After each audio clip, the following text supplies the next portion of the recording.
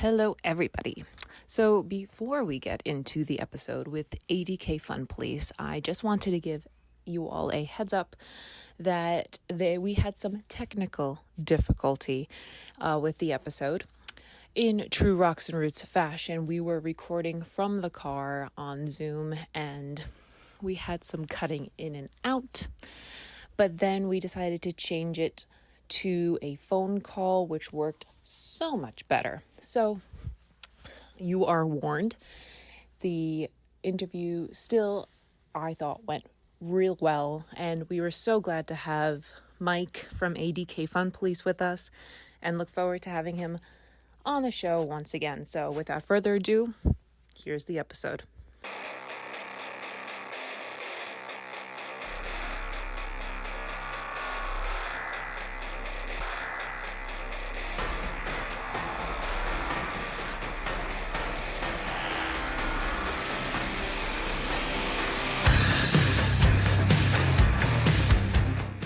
Hello and welcome to the Rocks and Roots podcast, and we have an extra special episode, as all of our episodes are extra special. Not only because we are stuck in traffic on NJ 295 South going towards Camden, the safest place in the United States, but we have the one, the only, his pronouns are he, him, his, Mike from ADKPolice. Fun Police. Yes, we are fun. Police. It's always fun. Fun Police. Hello, Mike. How are you? Doing good, guys. How's it going? Fantastic. We are very, very happy to have you on. We follow you all the time. You are primarily how we get our Catskills and Adirondack trail conditions and news. That's great to hear. You know, when a meme account can do some good and spread some actual news, that's a good thing. Absolutely. You know, when I look at the trail reports, I look up and I'm like, oh, it's ADKFunPolice putting that up. So thank you so much. We learned so much. Yeah, happy to. That's kind of become the goal. Is it started off as kind of a tongue-in-cheek kind of fun thing. It's turned into a way to really get the word out, and we've seen it happen a few times. Whether it's what's going on, what's the mud like, are you gonna sink up to your knees or your hips, or other things like literally solving crimes. Thinking back to the guy who spray painted the lean-to up in the Catskills. So it's been a wild ride. Oh, I bet. Awesome. We definitely want to get to that story. But let's start from the beginning. Just how long have you been hiking? What got you into this region in particular? Yeah, so I'm born and raised. Sorry, I'm fighting a cold, so I got a little bit of a frog in my throat. I'll try not to send it to you guys. You guys are driving through Camden. You got bigger worries. But, Yeah, we got bigger problems. Yeah, I got born and raised in Glens Falls, right in the foothills of the Adirondacks. Grew up camping on Lake George. We have a family place up north near Tupper. So the Adirondacks have been omnipresent in my life. I've probably hiked Buck Mountain over 100 times if you count them all. So hiking, camping, being in the outdoors has been a lifetime, a part of my life for my whole lifetime. So I'm lucky that my wife enjoys it too, and it's a thing that we can share together. But yeah, it's been something I've always done. Sometimes I like it more than other times, it's really a part of who I am. Awesome. So, have you completed a round of 46? No, I have not. I think at last count I'm at about 28. Okay. We were pushing hard around COVID time. We were knocking out a lot of people. I think we did 6 in 1 week one time. So we were really pushing hard. And then it got we got the ones that are, all the highlights. Then I'm looking at, some of these hikes, and I'm like, well, I can go do Allen, or I can go do Giants again. So Yes. it's kind of, there's so many, there's so much. I think some of my urgency to do it has kind of faded. I've kind of become, at least in this part of my life, if I'm going to be in the woods, I want to, do something I'm really going to be able to savor, because it's, it's not as easy to get out there, between work and other commitments. It's not always as easy to get out there. So I'm going to try to make the most of my time out there. Plus, I really don't like hiking when it's really hot out. I sweat a lot. I'm very bad at regulating my own temperature. So we try to canoe and paddle a lot in the summer and get a lot of our hiking in the fall and winter. But obviously, winter hiking can, you're doing a much shorter day and a smaller room for error. So, yeah, it's kind of a smaller window to try to knock them out. Yeah, that kind of sounds like us with the Appalachian Trail. During COVID, we were banging out hundreds of miles, and then since then, exactly like you said, it's Life gets in the way. Life gets in the way. There's other hikes to do, so we totally get that. So talk to us a little bit about the Instagram account for those people that don't know. How would you describe the account itself? That's a tough question. So it started out, the Fun Police kind of started out on Reddit. It was a subreddit page that kind of formed, there was, in the Adirondacks Reddit page, there people would post things that didn't necessarily abide by leave no trace or were, less than respectful of other hikers or outdoor ethics. And, you get in these discussions with people and people are like, oh, here come the Fun Police and this and that. Like, I can't be my painted rock here or whatever. And so it kind of started as a joke, like, oh, well, this is where we're going to go. It's going to be our safe space to complain about, leave no trace principles and people not abiding by them. And it kind of went, I thought it had 20, 30 people in it. Then all of a sudden it got to 1,500. I'm like, holy cow. There's some demand for whatever this idea is. So, Instagram's more my bread and butter than Reddit is. So I moved it over to Instagram after a few months and it kind of blew up from there. But yeah, so what is the Fun Police? I mean, early on, I think when the follower base was smaller, I think we were a little more, kind of belligerent. We'd be much more like, taking people on, taking on influencers that are, doing things they shouldn't be doing. But I think as the reach has grown, I've tried to, cultivate, more of a mission statement and a plan of action for how to address people, how to convey messages and educational content, that sort of thing. So the account as it currently stands is, I would say, a blend of memes and jokes and comical content. News, we've got some great media publications there, Adirondacks, the Explorer, public radio up there is very good.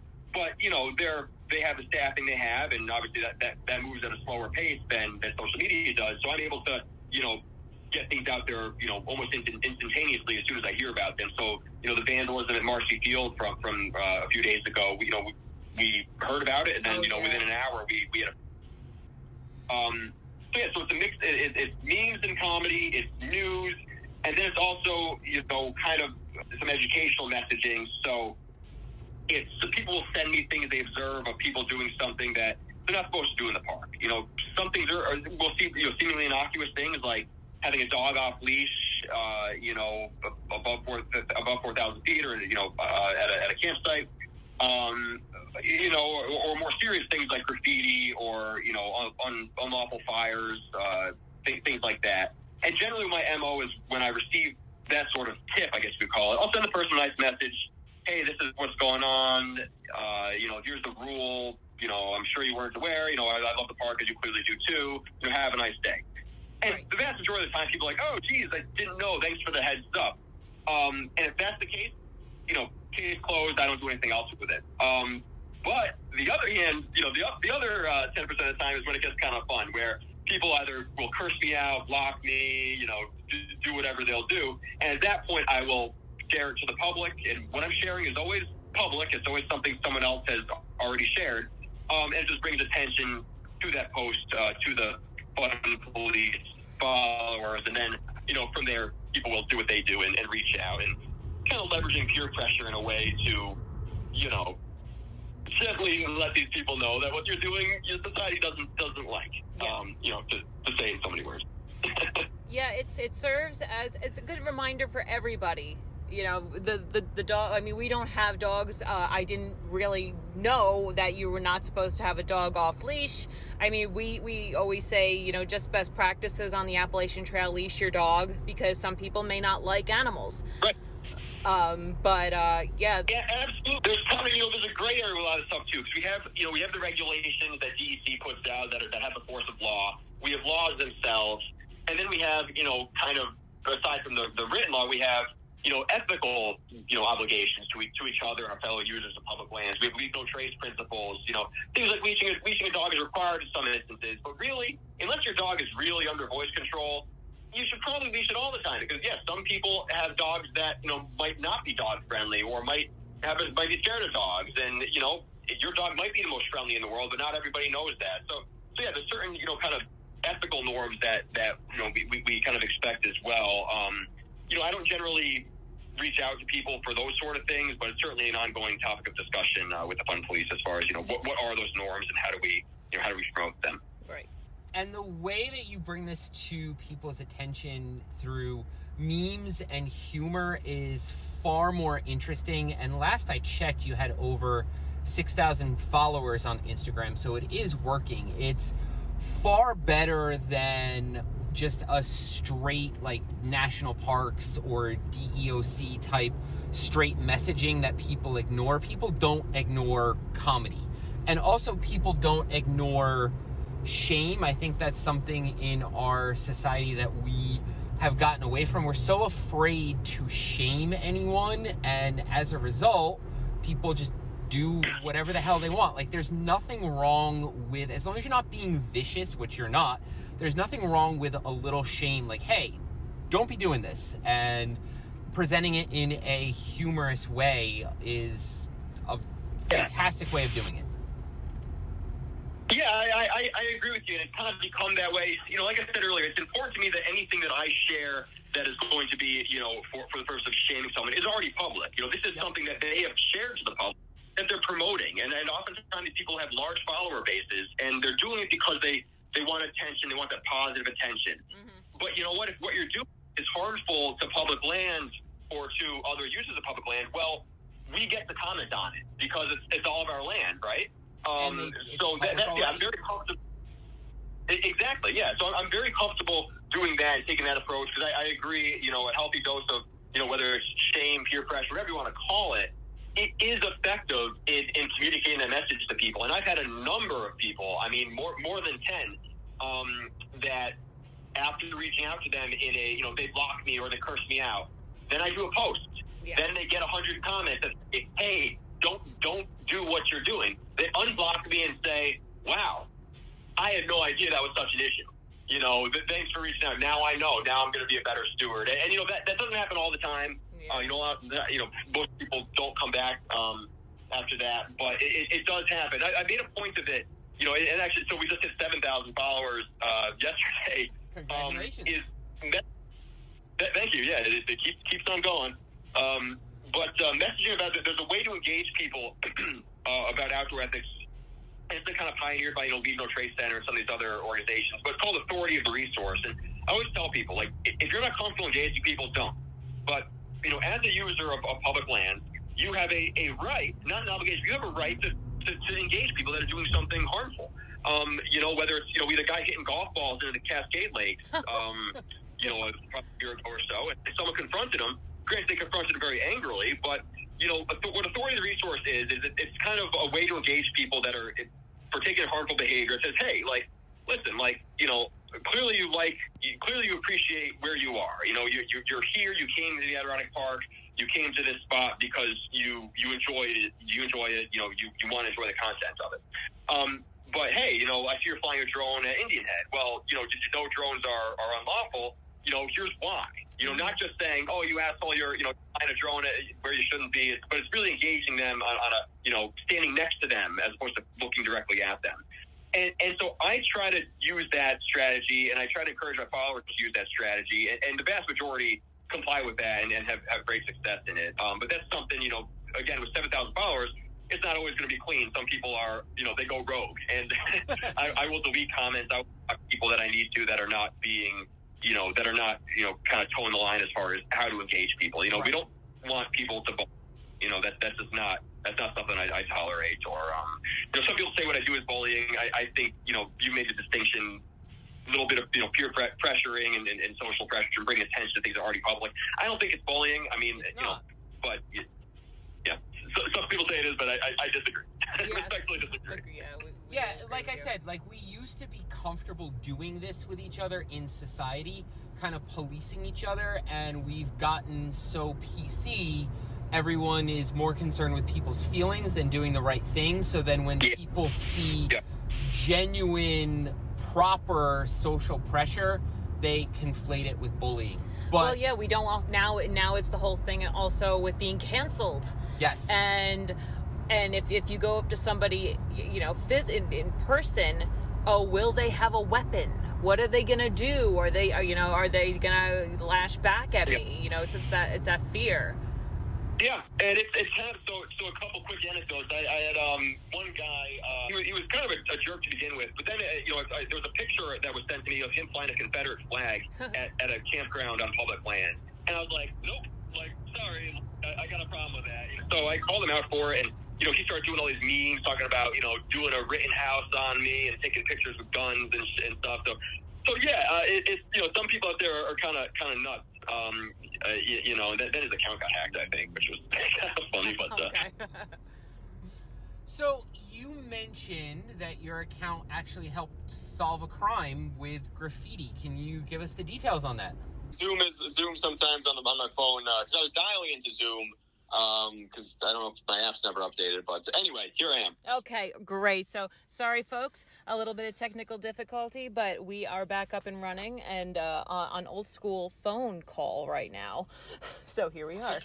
So we've said it now 3 times. Go tell your story. Yes. Okay. So yes, I'll cut to the chase. So, all right. Someone had sent me a post that someone had done that depicted a lot of graffiti all over the side of the John Robb lean-to and on a big rock next to it. And I'm like, what the hell? So I messaged the guy. I posted about it. And, he's a weird dude. This guy's very strange. He's from downstate. I guess he's like a, fancies himself a graffiti artist. But he starts, people are commenting on him. He's engaging everybody. He's, cursing people out. It's getting wild. And so eventually he's like, the next day, a couple days later, he starts a live stream where he's saying he's going to go up Hunter Mountain to clean off the graffiti. Okay. Now, he starts driving up Hunter Mountain, the ski area, the trails, with his truck. Oh. So we're compounding the crimes. Yes. So he's driving up there. He gets up there, and he takes out a sander, and he's sanding the rock. He's sanding the lean-to, again, making things, much worse than he was doing. And the whole time he's ranting, it looked better before, and just he's trying to do the right thing, but kind of being an asshole about it. So So I find the contact for the ranger in the area. And I reach out and say, hey, by the way, some guy drove, the guy who did the graffiti the other day is now back at the spot, drove his car up there. So Hunter Mountain has live trail cameras that you can watch. So as this guy's descending, he gets the car stuck in some of the snow that's still there.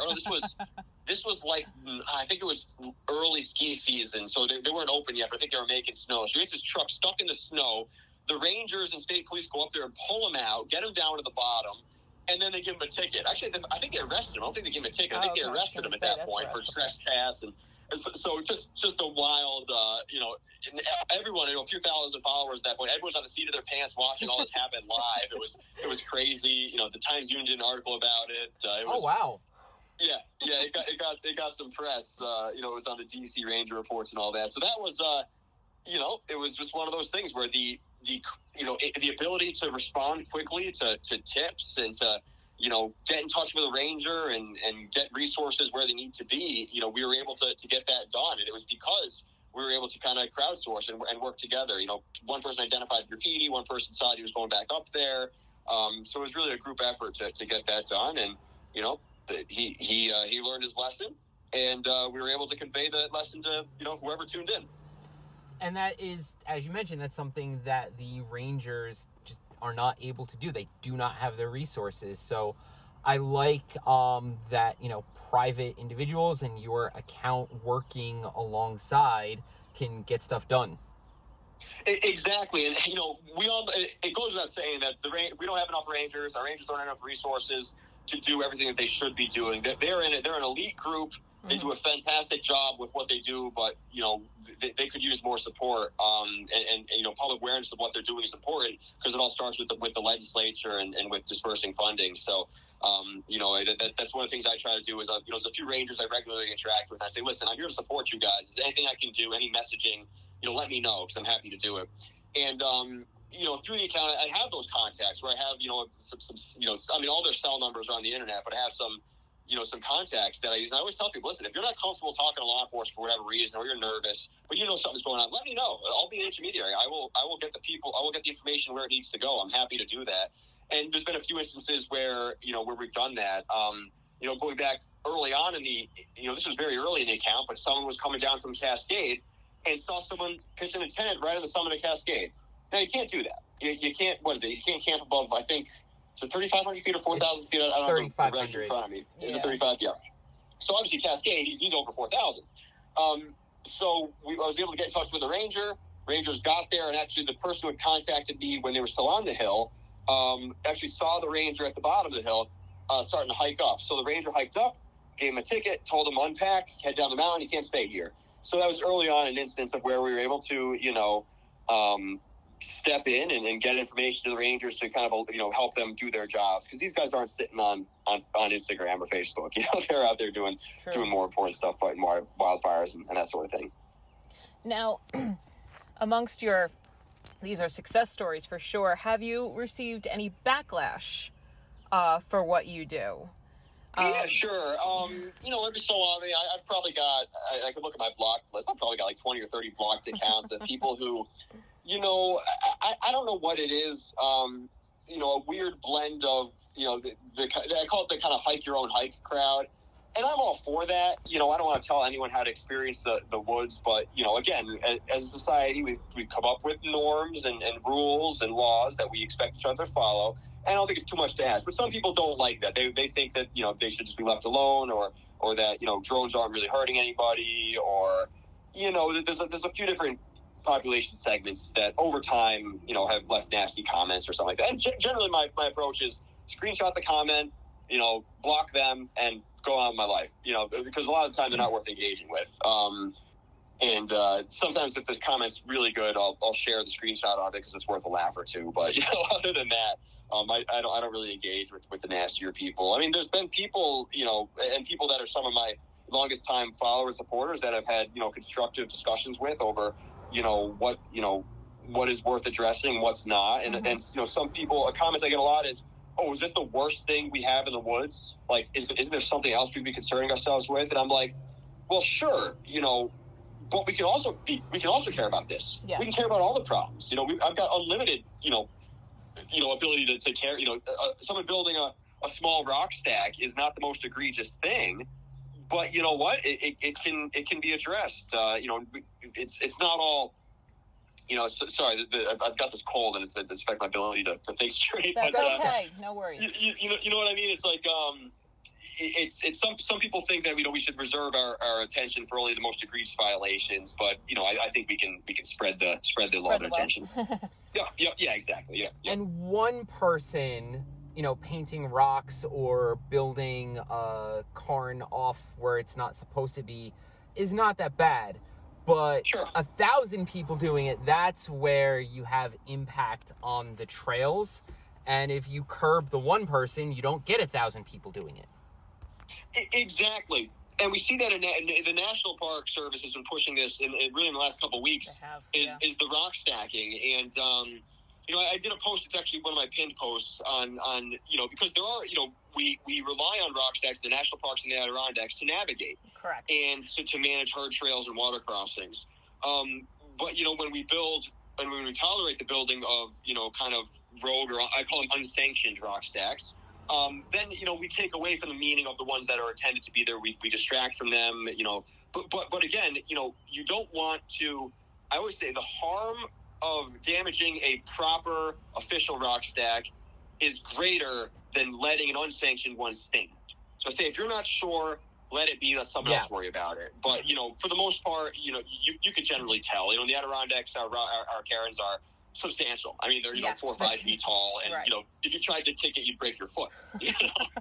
And they've saved our asses a couple of times in the winter, and then we were climbing up Algonquin, and if those weren't there, we would have been screwed because we were not the brightest people sometimes, but we were hiking in the midst of there were 54-mile-an-hour gusts when we were hiking up Algonquin. We couldn't see, so we relied on those to navigate. Yeah, and those are, so we did, we had a similar experience. It was Algonquin. It was New Year's Eve, not last year, but the year before. And I mean, boy, when you get above tree line on Algonquin, those winds come up, and a little bit of snow sure looks like a lot when the wind's whipping it around. Sure. But yeah, visibility goes to hell in a handbasket, and we were navigating stack to stack, and just hoping I didn't end up over on Iroquois, But yeah, so that you're absolutely right. To kind of get back to your point is, the individual impact can have a viral impact, where one person sees a rock stack in a stream, and then another one appears, or a lot of it on social media content is a lot of that. Oh, look at that picture. Where's that picture from? Oh, Indian Head. Oh, no, I gotta go get that picture. Yes. I gotta go get that drone shot. There's a ton of that. So yeah, we try to have counter messaging to that and get people to think, like, to stop for a second, like, is this something that the rest of the public that I share these lands with would approve of? Is this something I'm supposed to do? Because it's very easy to feel anonymous and alone in the woods. But when you see, 7,000 people following the fun place, you realize that, there's so many people that share that land and a love for that land that, we owe it to all of us to kind of, think about what we're doing and try to minimize our impact. Well, yeah, I mean, and it's a good rule of thumb for those listening. The cairns in the Adirondacks are mostly, if not all, above tree line, and it's if you can't find a blaze. So that's a good rule of thumb to know what is an official rock stacker cairn as well. Now, amongst all of the Adirondack Instagram pages, TikTok pages, et cetera, besides the official ones, you're one of the only Adirondack pages that does have the news. If I'm correct, is that the one you've only seen? ADKFunPolice is the only one that does. Everyone else has their pretty photos and stuff like that. Yeah, there's a lot of photography accounts, and then some that I'm become very close with over the years. There's another guy who I don't think he's official. I think he's like Adirondack Mountain News. Okay. And he's pretty good. I don't think he's officially affiliated with anyone, but I'm not sure. But he does a pretty good job of jumping on things. Yeah. But yeah, no, I agree, and that's kind of a lot of what I do. Like I do not currently live in the park. I'm just over the blue line. But I have a lot of people in the park that follow me and share what they're seeing with me. The vandalism at Marcy Field. Someone messaged me and said, "Hey, did you hear about this?" And I said, "I haven't, but let me do a post." So I did a story that said, "Hey, anyone heard about?" It was literally just a black background with white letters that said, "Anyone hear about vandalism at Marcy Field?" And within an hour, I got someone who sent me a picture of it, and then someone else did a video of it. So, there's a lot of, those are all, a lot of my followers are kind of like, they're essentially like freelance reporters where they send me content and all, I'll post it up. So it's kind of, in a way, it's a bit of a community messaging board, kind of moderated through my voice a little bit. I try to do it that way because, again, with the followers the account has is a lot of Adirondack residents who are engaged in the park and are engaged in what's going on in there. So, if just connecting them to resources or other eyes, it's been helpful. Have you heard anything any update about Marcy Dam, by the way? And what was the vandalism? Yeah. It looked like someone with a four-wheeler, maybe ATVs, probably trucks, doing donuts in the pretty much all over the runway and where they have the farmers market, and just some serious, 4 to 5 inch ruts. Oh my god! Hundreds and hundreds of feet of ruts. So the airfield is indefinitely closed, and I know already it's affected. The parking for the farmers market. I don't think it's affected hiker parking, but there's no shuttle this year anyway. So, I don't know how many people park in there. I guess Blueberry Cobbles is there, and Rocky. But yeah, so nothing new on that. There's some suspicion from the town that it's someone who's got a beef with the town that's been damaging town property. But Okay. you know, it'll come out. You know, someone will say something to someone, and it'll take. Sometimes it take time, and you know, I'm confident they'll get the guy though, and I'm hopeful they will. Okay. So a couple of the posts that have caught our attention, it seems like you have a lot of people from New Jersey, and as two New Jersey residents, it makes us Cringe and laugh when we go on to your account and we see two hikers from New Jersey dragging Adirondack chairs up to what mountain was that? Slide Mountain. Yes. Yep. And then your meme was hilarious. Pulling the That's one of my favorites. I love that clip anyway. I can watch that all day. That's from Borat, right? Yep, that's Borat. Yep. King of the Castle. Yep. Oh, I have a chair. It's just classic. I've been waiting for the perfect time to use that one, and that was perfect. That is the perfect one. Our friends from Jersey, you know, you guys get a bad rap, and it's in good fun. But that's not like that has like, God, Jersey again, like really, like you just reinforcing the stereotype, guys. Like, come on. You know, we see it all the time because I am near New York City, so we go out and Cranky here is closer to Philly, but when we go out to the Delaware Water Gap to do a quick hike, we see it all the time. We see the folks from the city going there. We see our own brethren going there. And they cause such a fucking ruckus. And we get so mad. Yeah, it's and a lot of it is, you know, again, it's those expectations. You know, there's some spots, you know, Harriman State Park, and you know, some spots in the Catskills where it's so the user base is not your, you know, I don't want to say typical hiker, but it's a lot of people that are new to the outdoors or that are used to a more, you know, urban park experience. Like you go to Central Park or Prospect Park or any park in the city, and it's not like you're going to the Adirondacks. Right. You know, you dodged bullets recently. Yeah, no kidding. My God, yeah, it's I've got family down in the city, so it's well on my mind. So a place like, you know, Harriman or a lot of parts of the Catskills kind of absorb that. They filter people out because they are very accessible. But you know, a lot of people. I do have a lot of followers from New Jersey that will comment, "Oh God, like you're giving us a bad rap" and that sort of thing. So it is kind of funny how it happens. But I think we had, you know, there's a lot of hiker groups in New Jersey, which should objectively be, you know, great sources of education and experience, but they become social media fests. You know, we've got this you know, hiker groups. I forget what it's called. You know, with a group of, God, like, what was it, like 60 people? Yes, thank you. That was going to be my next question. Yeah, and it's just like, that's too many. You know, that's too many to have up there. You can't all stay on the trail. I mean, there's all sorts of proven negative impacts. That's another thing where people will say, oh, what's the harm? But you know what? It's a rule. It's a law. We have it for a reason. You know, let's follow it or change the law, you know? Agreed. So we are going to start wrapping it up, but I did want to ask you and get your thoughts. And there's a million other questions that we could ask when we're not. Too someday. Yeah, when we're not on the road. So we will have to do this again. Sure. But our last thing that we wanted you to comment on is, what is your opinion of reservation systems and fees? How much time do you have? Hey, go for it.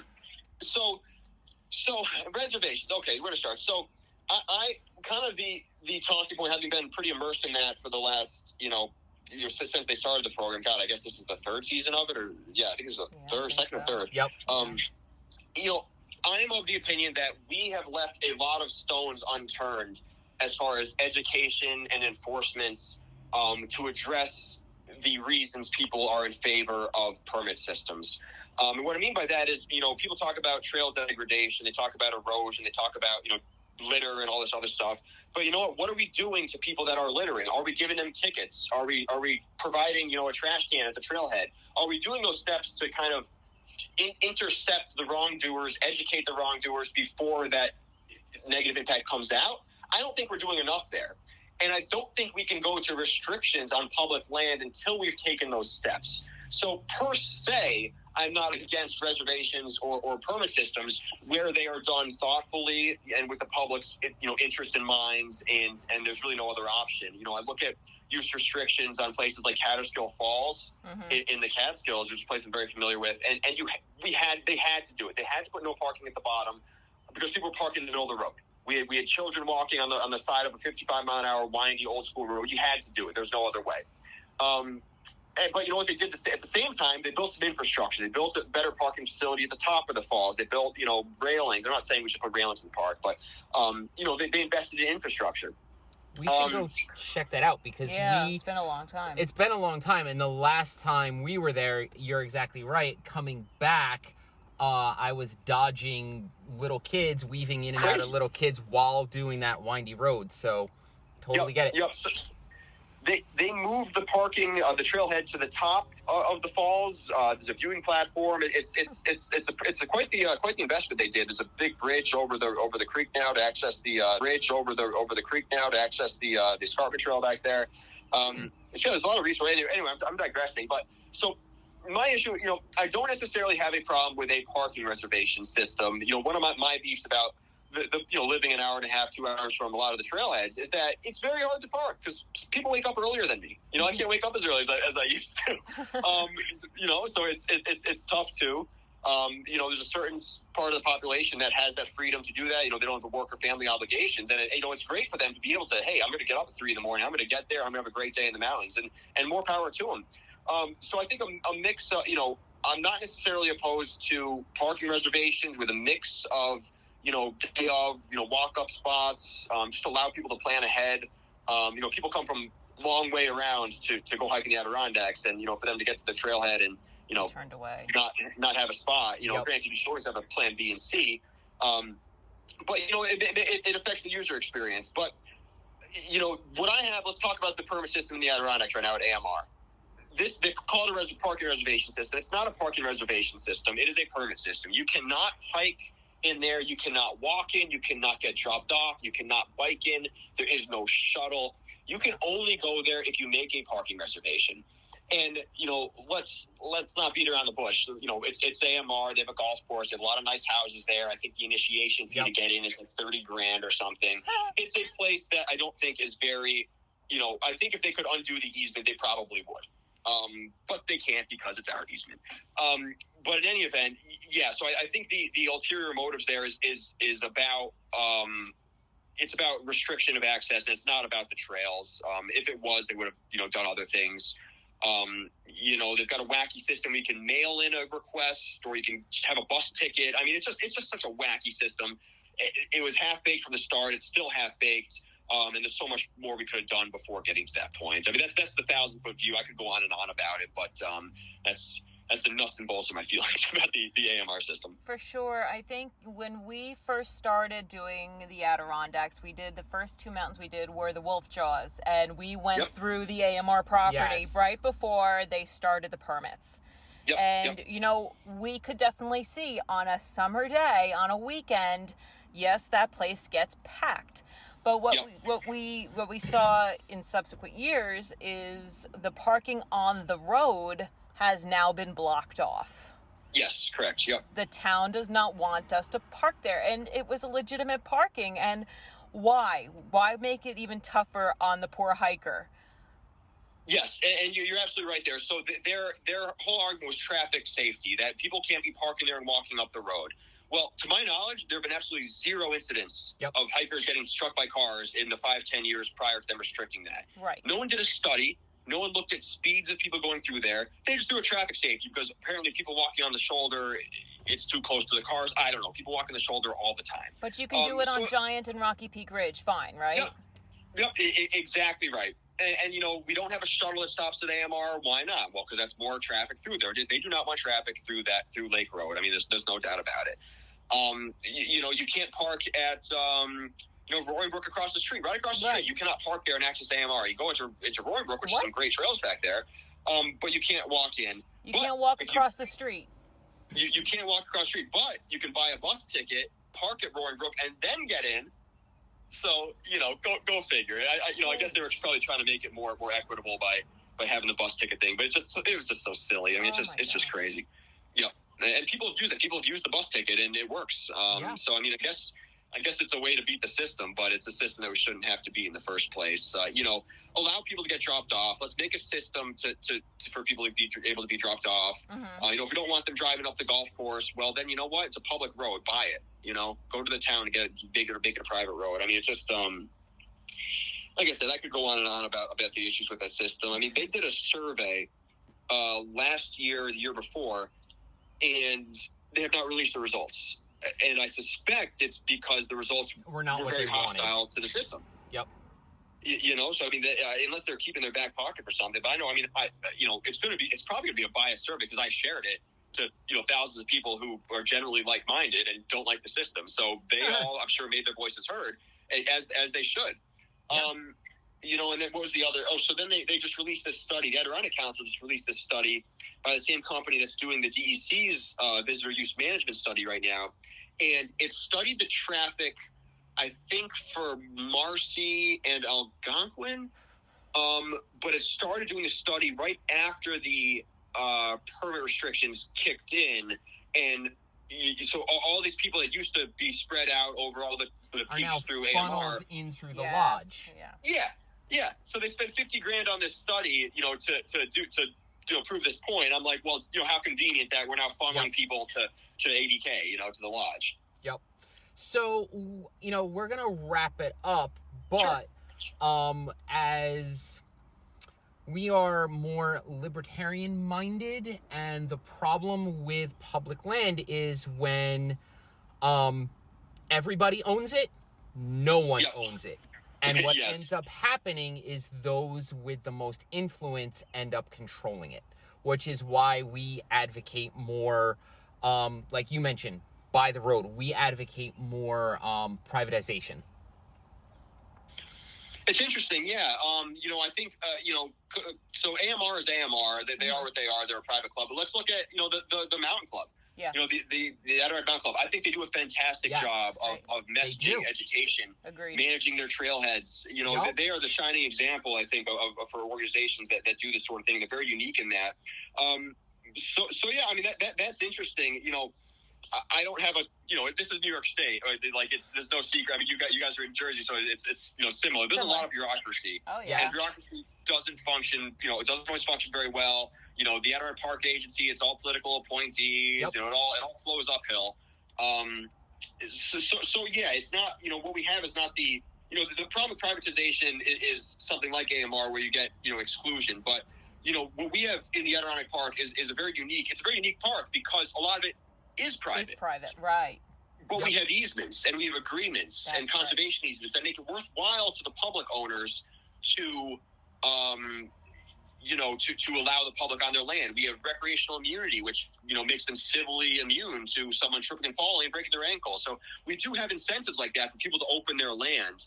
And it's an interesting thought on how that could be expanded. I mean, we have Forever Wild, so a lot of, that stuff's never going to go into private hands, but a lot of that is just unmaintained, untrailed, just forest. I think it's something beautiful in that.